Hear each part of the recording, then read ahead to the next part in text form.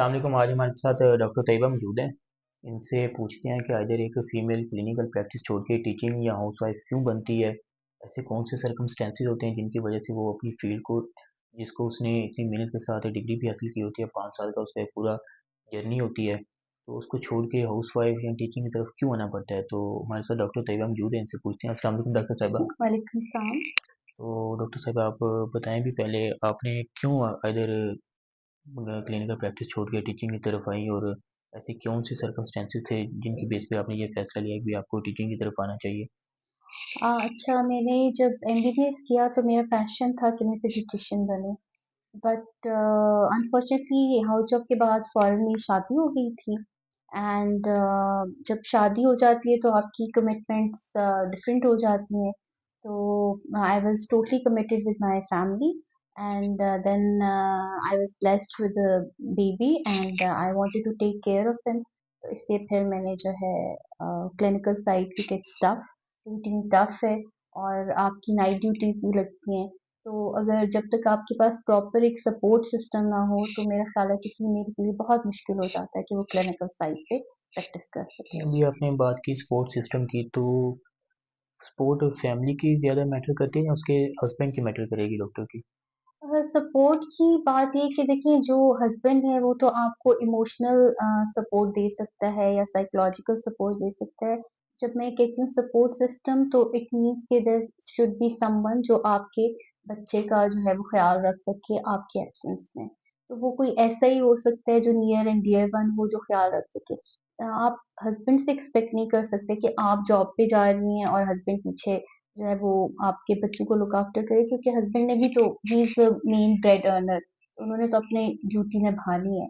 तो मैं जब सपोर्ट सिस्टम की बात कर रही हूँ तो इससे मतलब है कि घर में ऐसे जैसा आपके पेरेंट्स हैं, अगर वो अवेलेबल हैं, वो देख सकते हैं आपके एब्सेंस में, या आपके इन लॉज हैं, तो फिर आपका सपोर्ट सिस्टम स्ट्रॉन्ग होता है। उस टाइम आपकी क्या कंडीशन थी जब आपको अपने करियर में से और अगर टीचिंग या हाउसवाइफ में से चूज करना पड़ा भी, अगर आपको ये फील्ड छोड़ देनी चाहिए।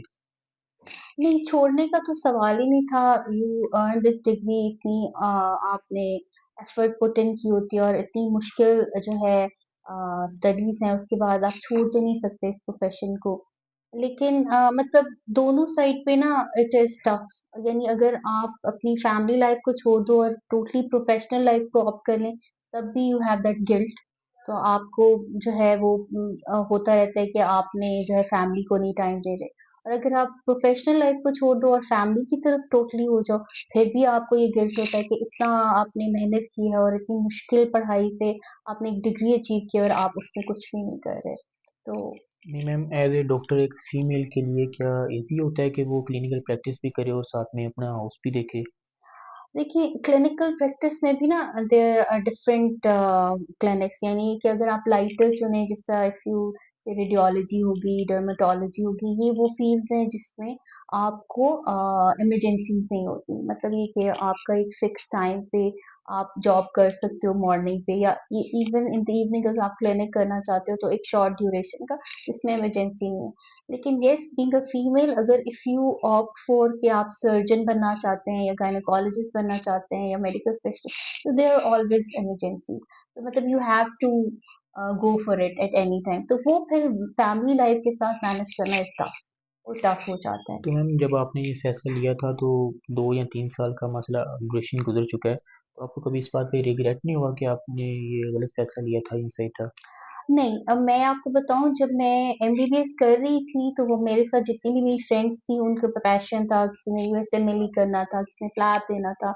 एवरीवन हैड डिफरेंट जो है ना वो डिज़ायर्स। तो मैं तब भी यही कहती थी मैंने शादी करनी है, तो मैंने तो अपना एम हासिल किया है। ठीक है। लेकिन ये कि इफ उस वक़्त येस, मैं, क्योंकि मेरा 7 एंड हाफ इयर्स का एक्सपीरियंस है इन गायनी ऑप्स, और मैंने अपने बच्चों के लिए ही क्लिनिकल साइड छोड़ी थी। तो और रीज़न यही था कि I was unable to manage both. तो फिर मैंने स्वैप किया टू दी एजुकेशनल साइड। लेकिन इनिशियली यस होता था, वो आपका एक वो कहते हैं ना कि एक passion to look after the patients, वो तो आपको बार-बार याद कराता है। लेकिन फिर when I came to this field educational, तो यहाँ जो स्टूडेंट्स के साथ बॉन्डिंग है या दैट फीलिंग कि यू आर टीचिंग एंड आप अपना जो सीखे वो आगे ट्रांसफर कर रहे हो, तो मेरे ख्याल है उससे अच्छी फीलिंग कोई भी नहीं अगर होती। ग्रेजुएशन के बाद फीमेल को ये चीज़ें सामना करनी पड़ती हैं तो फिर पेरेंट्स को चाहिए कि भी वो कोई और उसे डिग्री करवा लें, लाजमी एमबीबीएस करवाना होता है।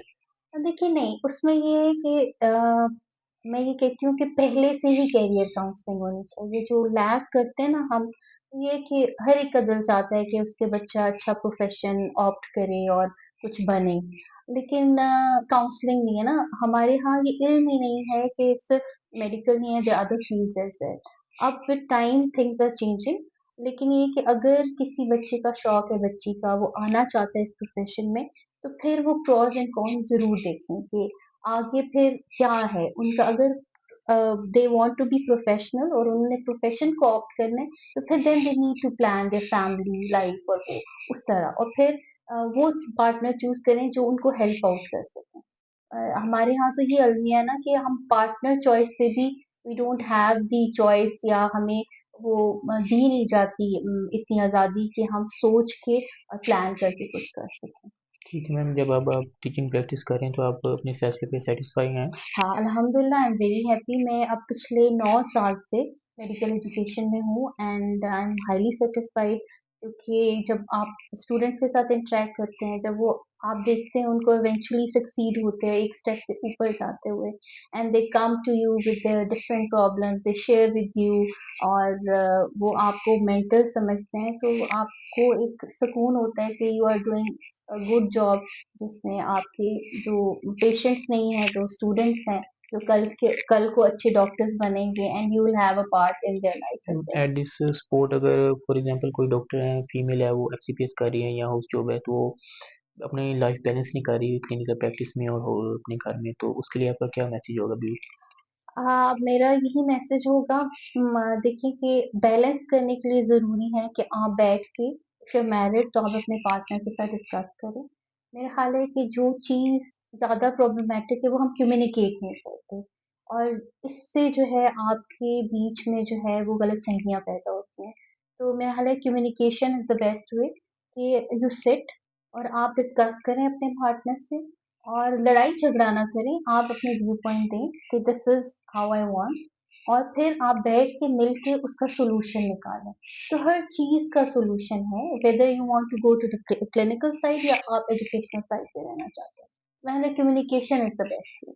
अगर ये भी देखा जाए, अगर एक फीमेल डॉक्टर है उसे फीमेल मेल डॉक्टर से शादी करनी चाहिए, आगे किसी और प्रोफेशन के आदमी के साथ शादी करनी चाहिए? क्योंकि हम देखते हैं कि अगर डॉक्टर फीमेल है तो वो नाइट शिफ्ट कर रही है, मेल है उसका हस्बैंड वो डे शिफ्ट कर रहा है, तो उनकी लाइफ काफ़ी डिस्टर्ब हो जाती है। इस वाले सब क्या कहती हैं? I agree, I totally agree. उसमें भी वही बात है ना कि ये तो नहीं है, ये तो नसीब की बात है कि आपकी डॉक्टर से शादी होती है, किसी और प्रोफेशन से होती है। लेकिन अगेन आई वुड से कि it is through the communication. आप अगर दोनों पार्टनर्स डॉक्टर्स हैं, ये कोई बुरी बात नहीं है। लेकिन उसमें यही है कि फिर एक उसमें ये होता है कि एक लाइटर वाला चुने फील्ड और एक जो हेक्टिक वाला चुने।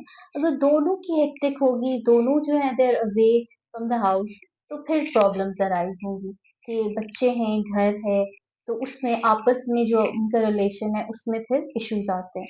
बट अगर एक लाइटर चुने, आई वुड सजेस्ट कि फीमेल लाइटर फील्ड चुने, क्योंकि वो वैसे भी मल्टीटास्कर होती हैं और उनके पास मल्टीपल रिस्पॉन्सिबिलिटीज होती हैं, तो उससे मैनेज हो सकता है one on the lighter field, और दूसरे जो है वो अगर मतलब इसका एग्जांपल ऐसी है कि मेल अगर सर्जन या बनना चाहते हैं मेडिकल स्पेशलिस्ट, तो फीमेल को चाहिए कि लाइटर वाला रेडियोलॉजी या डर्मेटोलॉजी उधर जाए ताकि बैलेंस कर सके।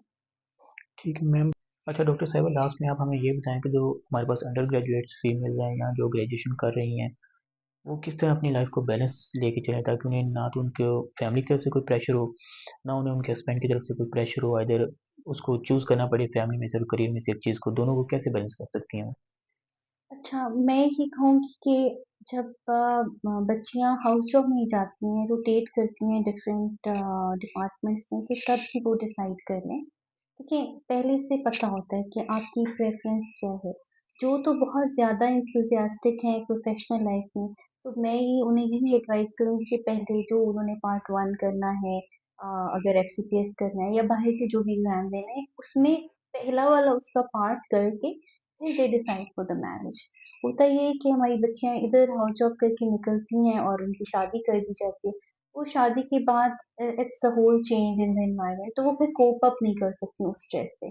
जब एक बच्ची कॉन्फिडेंट होती है कि हाउस जॉब के बाद उसने पार्ट 1 कर लिया है, तो पहला उसने स्टेप उठा लिया है, तो फिर जो आपके इन-लॉज़ होते हैं वो भी अंडरस्टैंड करते हैं कि इसने आगे पोस्ट ग्रेजुएशन करनी है।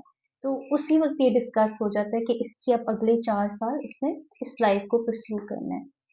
तो दे आर हेल्पफुल। लेकिन अगर शादी के बाद जाके यू डिसाइड, एक तो पढ़ना मुश्किल होता है यस क्योंकि मैम। आपके पास रिस्पॉन्सिबिलिटीज ज्यादा होती हैं, और स्ट्रेस में फिर आप उस तरह बार बार वही एग्जाम देते जाते हो, आप पास नहीं होते और आपको जो है ना आप स्ट्रेस में जाते रहते हो, और उस तरह फिर मिसकम्युनिकेशन की वजह से आपकी दूरियां बढ़ती जाती हैं। तो आई वुड सजेस्ट, आप अगर क्लिनिकल साइड पे जाना चाहते हो तो पहले take up the post grad का first step, clear that and then get married, ठीक है, and then pursue your career. और दूसरा ये कि वही बात है कि शादी के वक़्त it should be decided between the partner and the family, तो this is how the things are going to go about. फिर तो आसान है। मसला वो तब होता है जब आपने बात नहीं की होती, उनको लगता है कि जी हाउस जॉब कर लिया तो डॉक्टर बन गए, आगे कुछ भी नहीं करना। तो उस जगह पे मसला आ जाता है। और जो चाहते हैं कि फैमिली को ज़्यादा टाइम दें और फैमिली लाइफ एन्जॉय करना चाहते हैं, but they want to remain in touch with their field, तो फिर वो लाइफ है चुनें। एजुकेशनल साइड बहुत अच्छी है, इसमें भी बंदा आगे एक्सेल कर सकता है। और इसमें ये कि आके बंदा फिर स्टार्ट से ही एजुकेशन, मेरे साथ मैंने जो गलती की, मैंने 7.5 ईयर्स क्लिनिकल साइड को देके फिर इधर आई।